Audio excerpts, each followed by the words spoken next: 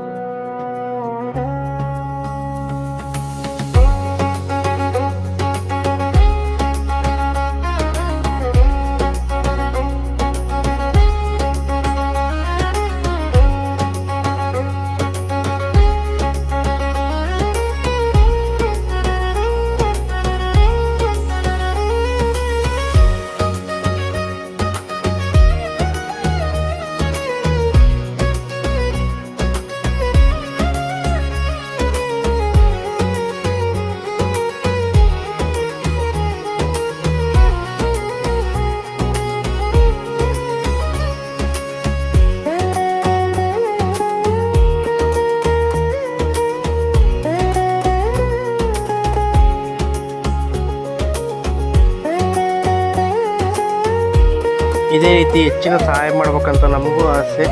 ಅದೇ ರೀತಿ ನಾನು ಈ ರೀತಿ ದೊಡ್ಡ ದೊಡ್ಡ ಕೆಲಸಗಳು ಮಾಡಬೇಕಂದ್ರೆ ಅದಕ್ಕೆ ನಿಮ್ಮ ಸಪೋರ್ಟ್ ಖಂಡಿತ ಬೇಕೇ ಬೇಕು. ಈಗ ನೆಕ್ಸ್ಟ್ ಯೂಟ್ಯೂಬ್ನಲ್ಲಿ 1K ಸಬ್ಸ್ಕ್ರೈಬರ್ಸ್ ಆದರೆ ಇದೇ ರೀತಿ ದೊಡ್ಡ ಮಟ್ಟದಲ್ಲಿ ಕೊಡೋಣ ಅಂತ ಅಂದ್ಕೊಂಡಿದ್ದೀನಿ. ಧನ್ಯವಾದಗಳು.